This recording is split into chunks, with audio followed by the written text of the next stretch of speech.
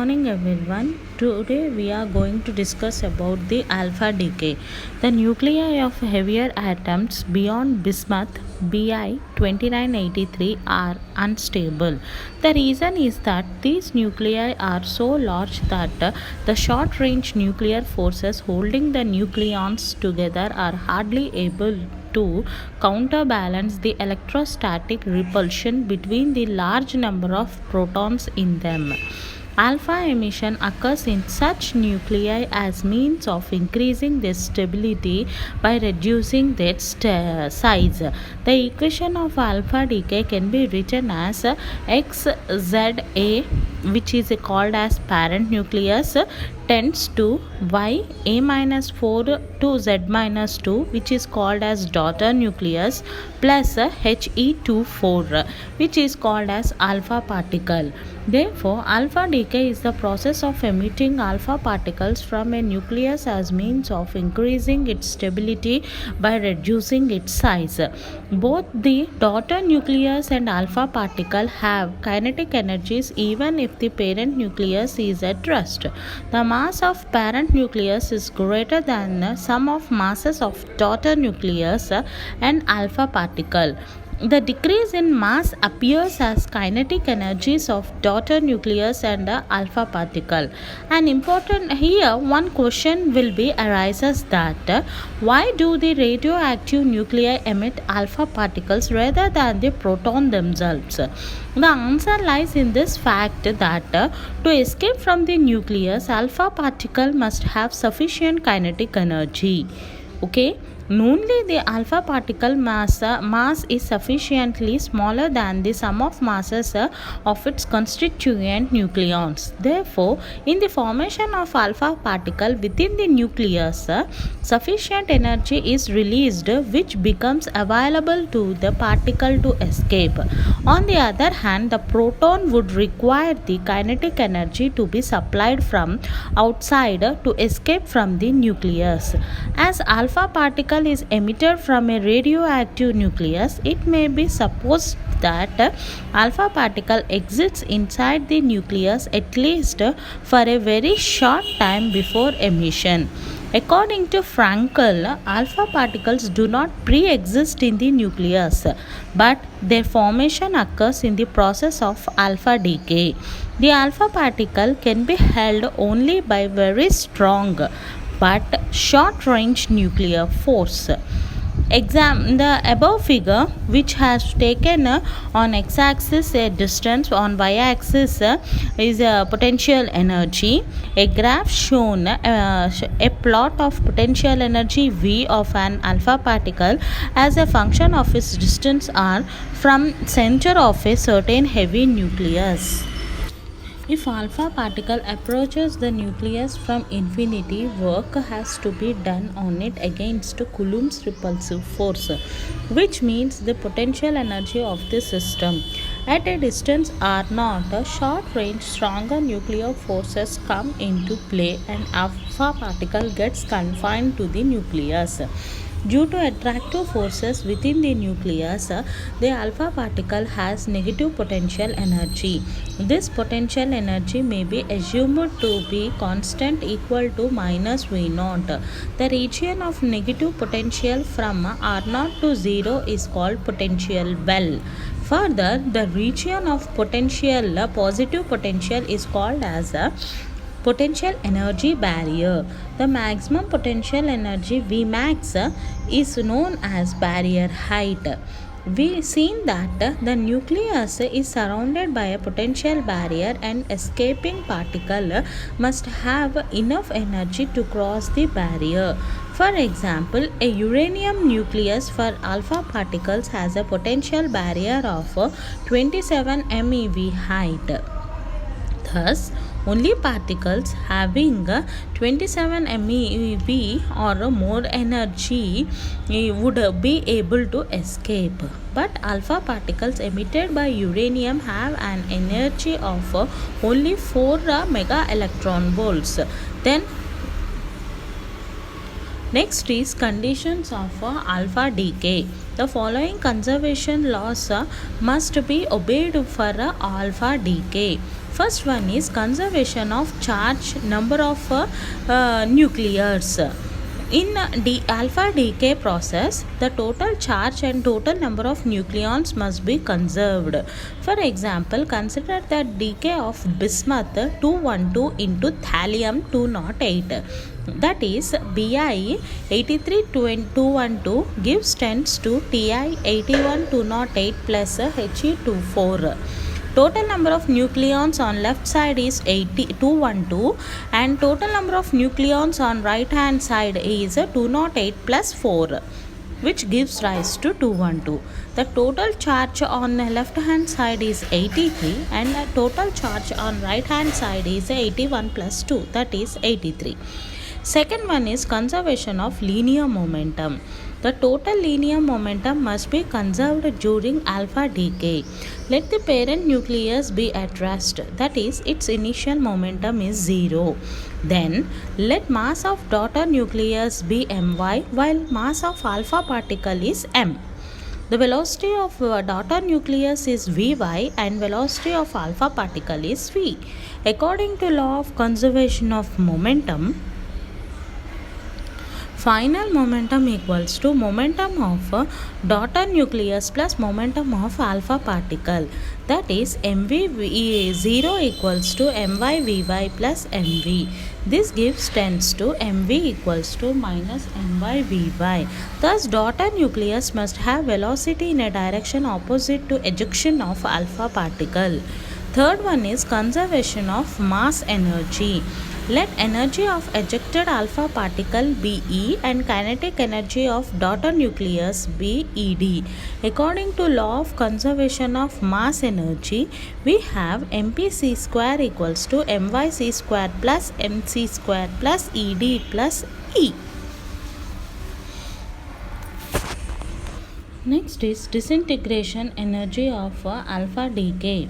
The alpha decay may be represented as xza gives tends to ya z minus 4a minus z minus 2a minus 4 plus he24 plus q alpha. The q alpha is the total energy released in alpha decay. This is also called as disintegration energy.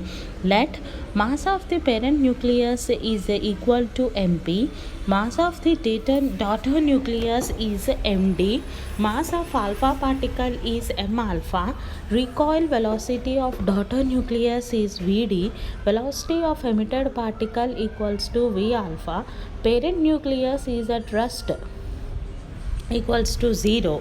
Applying law of conservation of linear momentum, we have mdvd equals to m alpha v alpha. Applying the law of conservation of energy, we have q alpha equals to final kinetic energy minus initial kinetic energy, that is half mvvd square plus half m alpha v alpha square minus 0. This gives rise to, from above equation, we know Vd equals to m alpha V alpha by Md. Substituting that value in the above equation, we get Q alpha equals to half Md m alpha V alpha by Md whole square plus half m alpha V alpha square. Taking common, we get Q alpha equals to E alpha into m alpha plus Md by Md, where E alpha equals to half m alpha V alpha square, which is called as energy of alpha particle. Now we replace the ratio of masses with the ratio of mass number as m alpha by md equals to 4 by a minus 4. Substituting that, we get Q alpha equals to E alpha into 4 divided by a minus 4 plus 1. Therefore, Q alpha equals to E alpha into 4 by A minus 4, where A is very large, that is alpha decay is from very heavy nuclei. A is approximately equal to 238. Therefore, we can write Q alpha equals to V alpha. Thus, alpha particle carries mostly the disintegration energy. Next is Gamow theory of alpha decay. In case of uranium 238, the alpha particle can come out from the nucleus if its energy is more than 35.6 MeV. However, it is found experimentally that the kinetic energy of alpha particle from uranium 238 is about 4 MeV. So, according to classical theory, an alpha particle cannot escape from the nucleus. That is, classical theory fails to explain alpha decay. On the other hand, using quantum mechanics, Gamow had shown that there is a finite probability for an alpha particle to penetrate the potential barrier and escape from the nucleus. Gamow made the following assumptions. First one is the alpha particle is preformed inside the parent nucleus. And second one is the alpha particle is in constant motion and bounces back and forth from the barrier walls. In each collision with the wall of potential barrier, there is a definite probability of leakage through the barrier. Let P be the probability of transmission of alpha particle in each collision. Suppose nu be the frequency with which the alpha particle collides with the walls in order to escape from the nucleus. Now, the decay probability per unit time is given by lambda equals to nu p. If there be only one alpha particle in the nucleus which moves back and forth along the nuclear diameter, then nu equals to v by 2 r naught, where v is the velocity of particle and r naught is the nuclear radius. Therefore, lambda equals to v by 2 r naught into p. The following figure will represent the qualitatively approximate form of potential energy of a alpha particle as a function of its distance from the nucleus. The potential that exists around the nucleus is known as potential well. In figure, OA equals to minus V naught is the potential energy of alpha particle when it is inside the nucleus. CD is equal to Vc, the electrostatic potential energy of alpha particle when it is just outside the range.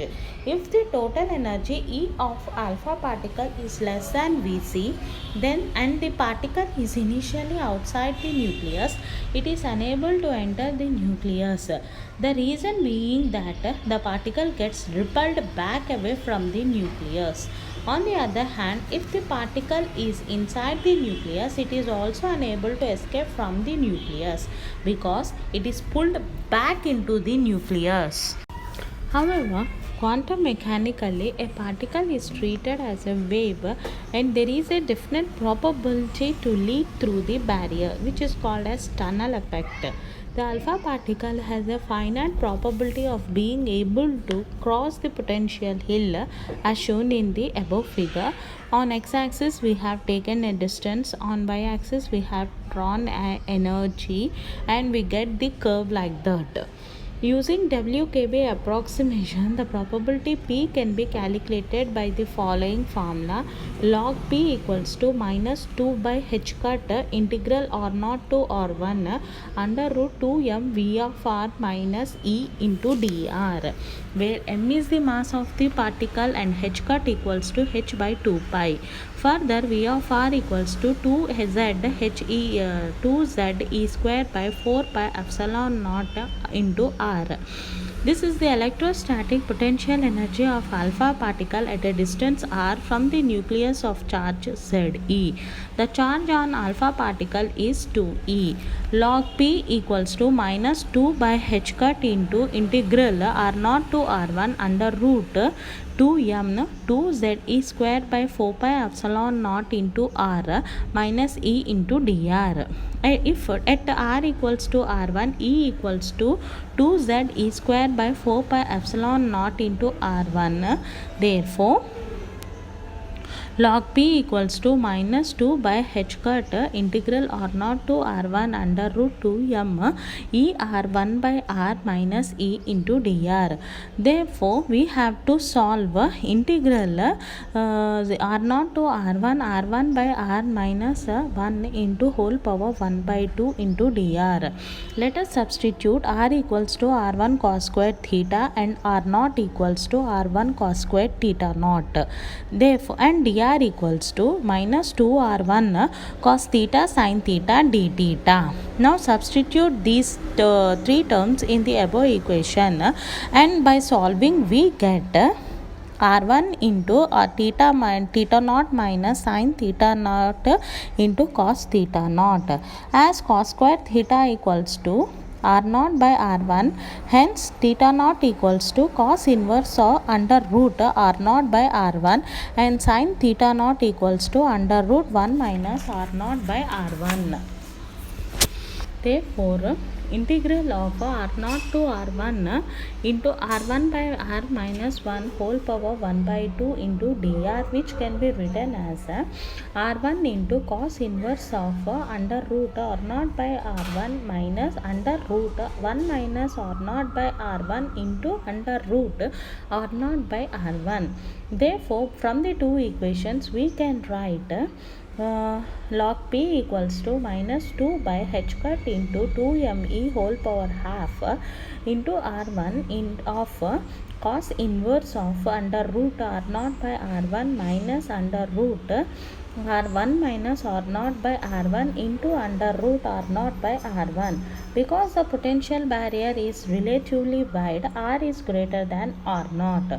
Cos inverse of r naught by r1 whole power half can be written as pi by 2 minus r naught by r1 whole power half, and 1 minus r naught by r1 will whole power half will approximately equals to 1. Substituting the values we get log p equals to minus 2 by h cut into 2me whole power half r1 into pi by 2 minus r naught by r1 whole power half minus r naught by r1 whole power half. Therefore, here r1 equals to 2z e square by 4 pi epsilon naught into e. Therefore, log p equals to minus 2 by h cut into 2me whole power half into 2z e square by 4 pi epsilon naught into e into 4 by 2 minus 2 into r pi epsilon naught e r naught divided by 2z e square whole power half. By solving we get log p equals to 4e by h cut into m by pi epsilon naught whole power half z power half r naught power half minus e square by h cut epsilon naught into m by 2 power half z e power minus 1 by 2. Substituting the various constants values, we get log p equals to 2.97 z power half r naught power half minus 3.95 z e power minus half. Here E is kinetic energy in MeV, r naught is nuclear radius in Fermi, and z is atomic number of nucleus alpha particle. Therefore, the decay constant is given by lambda equals to nu p, which is equals to v by 2 r naught into p. Substituting the values of log p, we get log lambda equals to log into v by 2 r naught plus 2.97 z power half r naught power half minus 3.95 z e power minus half. Therefore, the above equation represents the alpha decay. If we remove the in place of base power log to the power e is changed to base power 10, the above equation will be changes.